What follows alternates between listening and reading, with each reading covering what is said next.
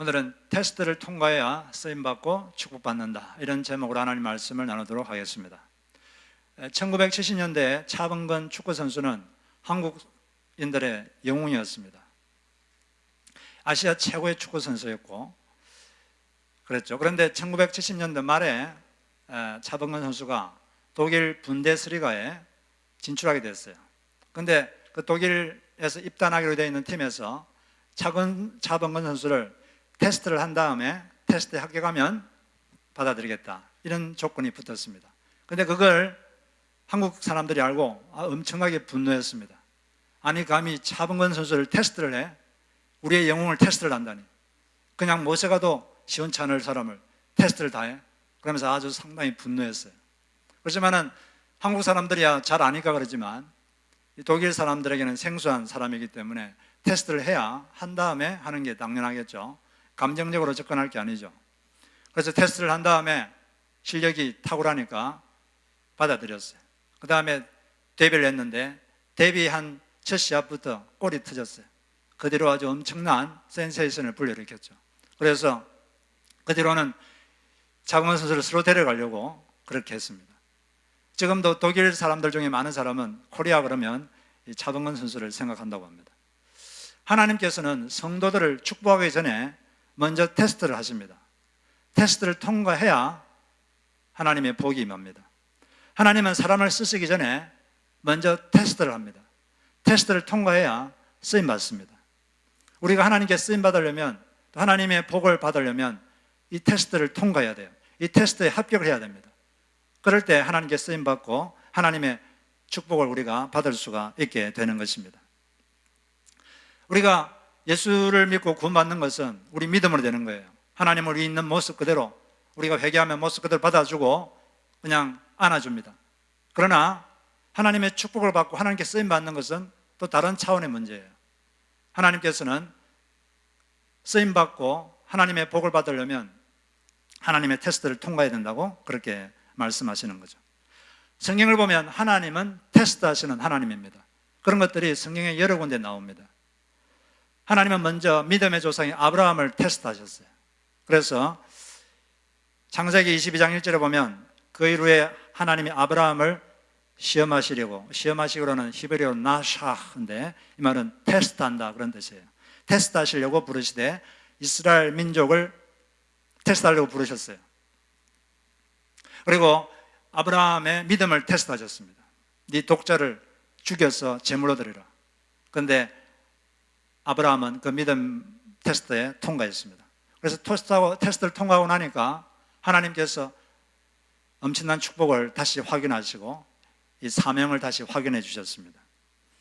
그리고 이스라엘 민족들도 40년 동안 광야에서 테스트를 받았어요. 그리고 또 신약 성경에 보면 예수님께서 수르보롱의 여인을 테스트하셨습니다. 수르보롱의 여인이 자기 귀신 들린 딸을 좀 고쳐달라고 간절히 기도했는데 예수님이 무시했어요. 아주 무시했어요. 무시하는 정도가 아니라 아주 자존심 상하게 그렇게 했습니다. 그런데 이 여인은 끝까지 겸손했어요. 끝까지 예수를 믿었습니다.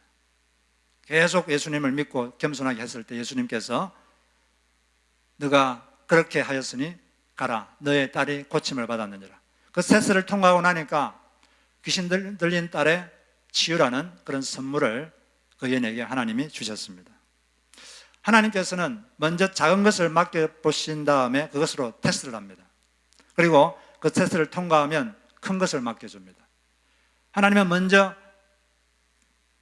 조금을 맡겨주시고 테스트를 하십니다.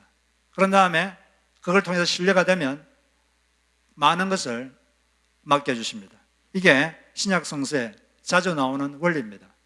대표적인 말씀이 마태복음 25장 23절에 그 주인이 이르되 잘하였도다 착하고 충성된 종아, 너가 작은 일에 충성하였으니 내가 많은 것을 너에게 맡기리니 내 주인의 즐거움에 참여할지어다.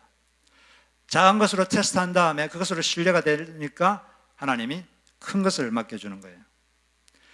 테스트라고 하는 헬라어는 페이라스모스 이런 단어인데, 이 단어는 한 단어인데 세 가지 뜻이 있어요. 첫째는 테스트, 두 번째는 시련, 세 번째는 유혹. 이 세 가지 뜻이 이 한 단어로 다 표현합니다. 테스트, 시련, 유혹, 이 세 가지 뜻이 한 단어로 다 표현돼요. 근데 개역 개정 성경, 우리가 보는 성경은 이 단어가 나오면 다 그냥 시험으로 이렇게 번역합니다. 그런데 정확하게 번역하려면 이 문맥을 잘 봐서 셋 중에 하나를 선택해서 이렇게 번역해야 정확한 이해가 됩니다. 그런데 성경에서 테스트, 시련, 유혹, 이걸 동일한 단어로 표현한다는 것과 또 성경의 여러 가지 원리를 볼 때 우리가 한 가지 알 수 있는 게 있는데, 그건 뭐냐면 하나님은 시련과 유혹을 통해서 사람을 테스트하신다. 그것을 알 수가 있습니다. 하나님은 시련을 통해서 사람을 테스트하십니다. 그 테스트를 통과할 때 쓰임받습니다. 그리고 하나님은 유혹을 통해서 사람을 테스트하십니다. 그리고 그걸 통과했을 때 쓰임받고 하나님의 복이 임합니다. 물론 하나님은 직접 사람을 유혹하지 않습니다. 그렇지만 그 유혹을 도구로 삼아 사람을 테스트하는 거죠. 그 하나님은 인간에게 복을 주기 전에 먼저 테스트하시고 인간을 쓰기 전에 먼저 테스트하십니다. 그래서 우리는 이 테스트를 통과해야 돼요. 신명기 8장 2절에 보면 여기서 하나님은 먼저 시련을 통해서 사람을 테스트하신다, 이걸 말씀하셨는데 8장 2절에 보니까 내 하나님 여호와께서 이 40년 동안에 내게 광야 길을 걷게 하신 것을 기억하라. 이는 너를 낮추시며 너를 시험하사 나샤 테스트하사 너를 테스트하사 내 마음이 어떠한지 그 명령을 지키는지 지키지 않는지 알려 하심이라.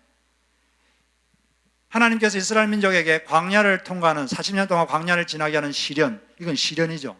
여러분, 광야를 지나는 게 힘들겠습니까? 쉽겠습니까? 아주 힘들어요. 이 시련입니다. 이 시련을 주신 목적이 두 가지가 있다라고 분명히 밝히고 있어요. 첫째는 너를 낮추기 위한 것이다. 겸손하도록 하기 위해서, 겸손의 자세를 배우도록 하기 위해서 너 광야를 통과하게 했다. 그 다음에 두 번째는 너가 하나님 명령을 지키는지 안 지키는지 그것을 알기 위해서이다. 하나님께 순종하는지 불순종하는지 그걸 알고 싶어서 그걸 테스트하기 위해서 하나님께서 광야를 통과하게 하셨다, 이렇게 말씀했습니다. 그리고 또 하나님께서는 한 여인을 축복하기 원하셨어요. 엘리야 시대 때 시돈 지방에 있는 사르밧 과부, 이 여인을 축복하기 원하셨습니다. 그 당시 온 천지가 가뭄에 들었는데 가뭄이 끝날 때까지 그 여인의 가정에 밀가루가 끊어지지 않고 기름이 떨어지지 않는 그런 축복을 주고 싶으셨어요. 그런데 그냥 주지 않으셨습니다. 먼저 한 가지를 테스트하셨어요. 뭘 테스트하냐? 시련을 보내서 테스트를 하셨습니다. 어떤 시련입니까? 먼저 그 여인에게 엘리야를 보냈습니다. 엘리야를 보냈어요. 그러면서 엘리야를 통해서 이렇게 말하도록 하셨습니다. 그 여인이 지금 집에 남아있는 건 밀가루 한 움큼 그리고 기름 조금, 그냥 한 끼 먹으면 다 없어지는 그것만 남았어요. 그리고 지금 옆에는 배가 고파서 칭얼대는 아들이 하나 있고 자기도 배가 고파 죽을 지경이에요. 그런데 하나님의 사람이 와가지고 그 여인에게 이렇게 요청합니다. 그 남은 나머지 마지막 그 음식으로 나를 위해서 밥을 지어달라, 그렇게 말했어요. 사람은 이해가 되는 것은 잘 따라하기 쉬워요. 이해가 되고 납득이 되는 것은 따라하기 쉽습니다. 그리고 원인 관계가 분명한 것, 이유가 분명한 것은 따라하기 쉬워요.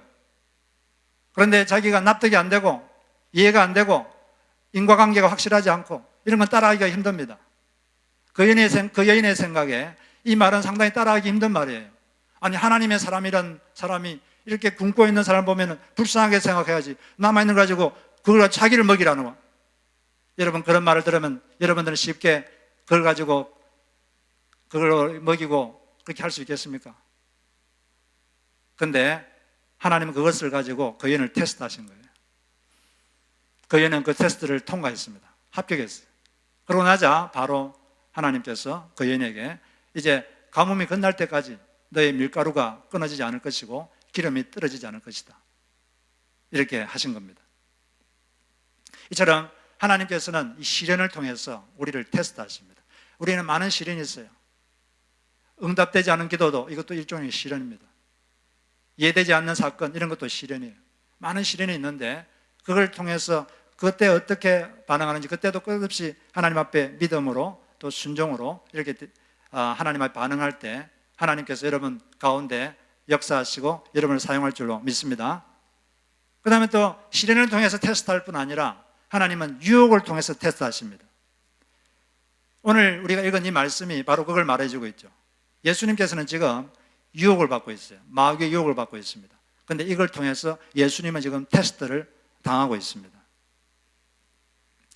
예수님께서 지금 성령으로 충만해졌잖아요. 요단강에서 성령으로 충만해서 예수님은 지금 능력이 충만한 상태예요. 능력이 충만했을 때 첫 번째로 성령께서 하게 하신 일이 뭐냐? 바로 광야에 가서 마귀에게 시험받도록 유혹받도록 하는 일을 하게 하셨습니다. 이 유혹은 주체가 성령님입니다. 이 누가복음 4장 1절에 보니까 예수께서 성령의 충만함을 입어 요단강에서 돌아오사 광야에서 40일 동안 성령에게 이끌리시며 마귀에게 시험을 받으시더라. 누가 이끌었습니까? 성령님이 이끌었어요. 성령님이 이끌어서 마귀를 도구로 해서 그런 유혹을 받도록 테스트를 하도록 한 거죠.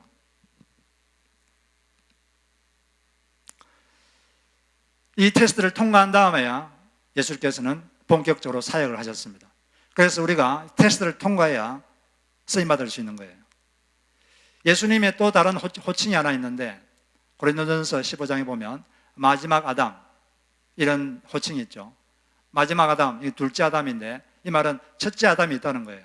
첫째 아담은 첫째 종류의 인류의 대표, 그게 아담이죠. 근데 아담이 있고 그 다음에 마지막 아담, 둘째 아담, 두 번째 종류의 인류의 대표 이게 있는데 첫째 아담은 하나님께 쓰임받을 수 있었는데 에덴 동산에서 하나님이 테스트를 했는데 그 테스트에서 불합격했습니다. 첫 번째 인류의 대표였던 아담이 에덴 동산에서 똑같이 예수님을 유혹했던 그 마귀가 뱀을 통해서 테스트를 했죠. 이 마귀가 하나님께서 하지 말라는 일을 하라 그랬어요. 하나님이 선악과를 따먹지 말라고 그랬는데 선악과라는 것은 하나님의 권위를 의미하는 거죠. 하지 말라고 그랬는데 해도 된다. 해. 하면 더 좋아져. 그렇게 꾀었습니다. 근데 그게 하나의 테스트인데 거기서 그냥 불합격했어요. 그냥 하나님께 불순종하고 말았습니다.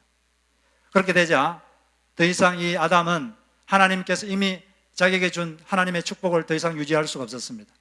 그리고 더 이상 하나님께 쓰임받을 수가 없었어요. 하나님께서 인간을 창조한 다음에 맨 첫 번째 한 일이 뭡니까? 맨 첫 번째 한 게 인간에게 복을 주신 거예요. 하나님이 인간에게 복을 주시며 말씀하시되 생육하고 번성하라. 땅에 충만하라. 하나님이 인간을 복 주고 싶어 하시는 하나님입니다. 하나님은 인간이 있는 걸 막 뺏어가고 인간을 괴롭히고 그런 하나님이 아니에요. 하나님이 인간을 복 주고 싶은 하나님이에요. 그런데 그 테스트를 통과해야 돼요. 근데 이 아담은 실패했어요.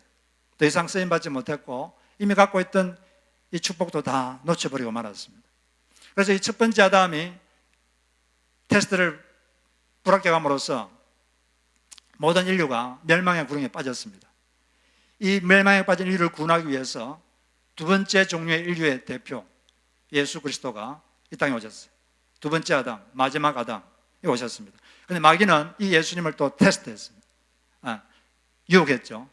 예수님도 여기서 테스트를 받아야 했습니다. 여기서 또 지면 인류 구원의 역사는 또 무마될 수가 있는 거예요. 그런데 감사하게도 예수님께서는 이 테스트를 합격하시고 인간을 구원하는 구원의 길을 여셨습니다. 그런데 첫 번째 아담은 모든 것이 갖추어져 있는 곳에서 테스트를 받았어요. 없는 게 없었어요. 모든 게 다 있었어요. 그런데 두 번째 아담, 마지막 아담 예수 그리스도는 아무것도 없는 곳, 있는 게 하나도 없는 광야에서 테스트를 받았어요. 첫 번째 아담은 테스트를 통과했는데 불합격했는데 아무것도 없는 곳에서 테스트를 받았던 예수님은 통과했습니다. 여기서 우리 한 가지 엿볼 수 있는 건 성공한 상태에서 신앙생활을 하기가 더 힘들다는 것이죠. 많은 사람들이 고난의 순간에는 예수님을 가까이 하고 주님을 가까이 하고 신앙생활을 잘 유지하는데 좀 성공해지면 부유해지고 모든 게 좋아지고 그러면 많은 사람들이 마음이 하나님에서 멀어집니다. 그리고 그냥 세상을 사랑하게 되고 옛날의 신앙을 유지하지 못하는 사람이 상당히 많아요. 그래서 성공을 유지할 수 있는 사람은 열 중에 하나밖에 안 된다 이런 말도 있는데 여하튼 우리는 어떤 상황에 있든지 하나님을 가까이 하는 우리가 되어야 될 줄로 믿습니다. 하나님께서는 우리도 또한 여러 가지 모양으로 우리를 테스트하시고 있어요. 여러 가지 방법으로 시련을 통해서, 유혹을 통해서 여러 가지 방법으로 테스트하십니다. 이때 우리는 순종과 겸손으로 끝까지 이 잘 테스트를 통과해야 됩니다. 우리가 옛날에 작년에 목적이 이끄는 삶, 그 책을 우리가 공부했는데 거기 보면 인생은 테스트다 이런 제목 하에 다음과 같은 글이 있습니다. 인격은 테스트에 개발되고 다듬어진다.